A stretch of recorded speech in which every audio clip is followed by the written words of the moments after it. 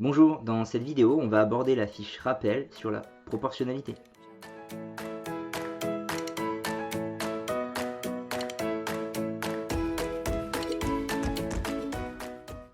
Alors la fiche démarre avec l'exercice 1, qu'on va lire.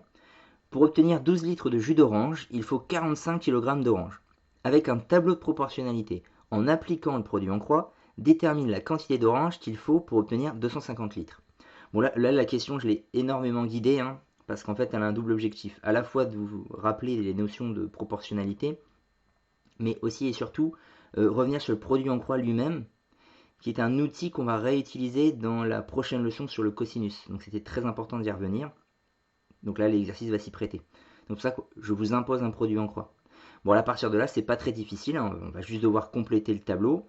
Je vous rappelle que dans un exercice sur la proportionnalité, on vous indique toujours 3 valeurs, mais l'objectif est de calculer la quatrième. D'ailleurs, l'autre nom de ce chapitre, c'est parfois la quatrième proportionnelle. Voilà l'autre nom qu'on peut lui donner. Alors, on a jus d'orange, donc on va mettre jus d'orange. L'unité, c'est des litres, donc en litres. Et on a kilogramme d'orange, donc quantité d'orange.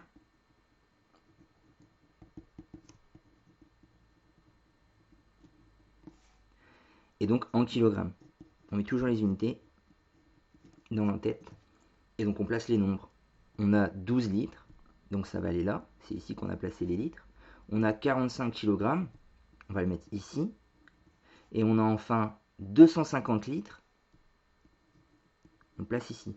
J'ai même pas réfléchi. Vous voyez, on a les nombres, l'unité, on sait direct où ça va, sans même forcément avoir tout compris du problème. Bon là, quand même, on devine. Donc on veut connaître la quantité d'orange nécessaire pour obtenir 250 litres.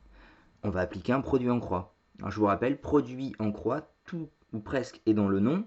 Produit, c'est les résultats d'une multiplication. Ça veut dire qu'on va faire une multiplication.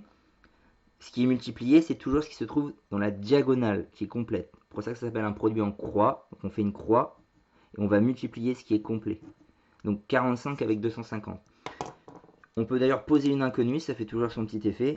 Voilà, on met x, x égale, voilà ce qu'on cherche. Et donc, en faisant un produit en croix, on va faire 45 fois 250. Et alors, l'autre chose qu'il faut aussi pas oublier, mais qui n'est pas dans le nom, c'est vrai, c'est qu'on divise par le troisième nombre. Donc, on va diviser par 12. On prend la calculatrice.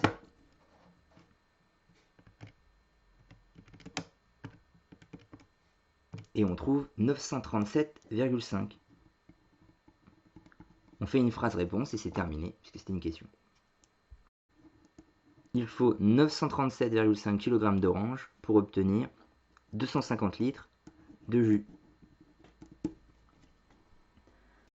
On passe à présent à l'exercice 2. Donc là, c'est l'étude d'un graphique. En fait, surtout, faire le lien entre la représentation graphique de deux grandeurs et l'éventuelle proportionnalité entre ces deux grandeurs. Donc là, on a le volume de glace qui est comparé au volume de liquide. Et donc, on voit comment ça évolue en suivant, justement, une droite.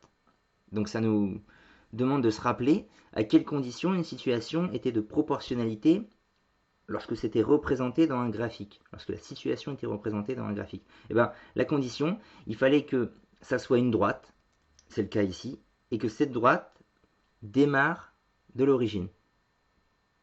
Et c'est le cas ici. Donc, on peut dire qu'il s'agit ici d'une situation de proportionnalité. C'est la phrase qu'on va mettre pour justifier. Donc on dit, ces deux volumes sont proportionnels, car la représentation graphique, j'ai pas trop la place, est une droite qui passe par l'origine. Voilà, c'est toujours comme ça qu'on conclut. Soit on dit les points sont reliés par une droite qui passe par l'origine, ou alors les points ne sont pas reliés par une droite qui passe par l'origine. C'est toujours cette conclusion, cette justification-là, pour dire s'il y a une situation de proportionnalité ou pas. Ensuite, c'est de la lecture tout simplement graphique. Si on fait fondre 10 litres de glace, quel volume d'eau liquide obtient-on? Donc, on part sur les volumes de glace. À 10, on est ici, on parcourt. Et donc, c'est toujours ça, parcourir à l'aide du quadrillage. Et donc, voir où est-ce qu'on rencontre donc les volumes d'eau liquide. Et donc c'est en 9 ici. Ça veut dire que si on fait fondre 10 litres de glace, eh ben on va obtenir 9 litres d'eau liquide. Voilà la phrase.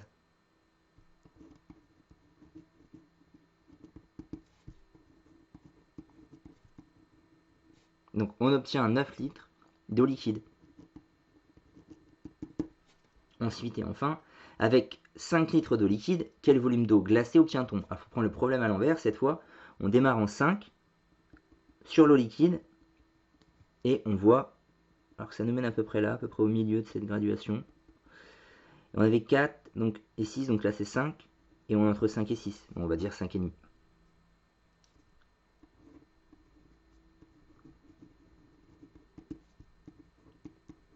On obtient 5,5 litres de glace, c'est environ.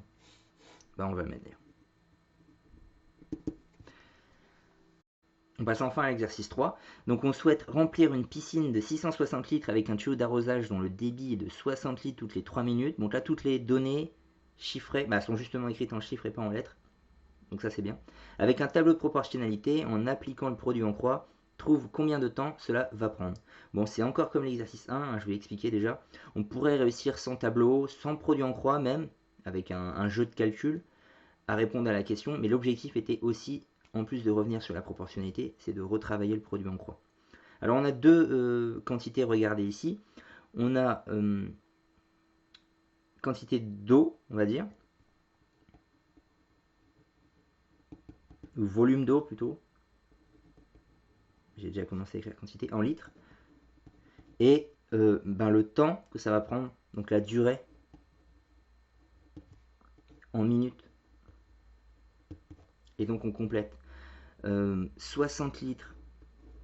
On a ça au bout de 3 minutes, avoir laissé couler l'eau. Et nous on cherche combien de temps ça va prendre d'obtenir 660 litres. Donc on peut poser une inconnue encore une fois ici. On pose Y. Donc on cherche Y. Ce qui va donner produit en croix. Donc on multiplie ce qui est dans la diagonale complète. 3 fois 660. Le tout divisé par le troisième nombre. Et donc on saisit ça à la calculatrice.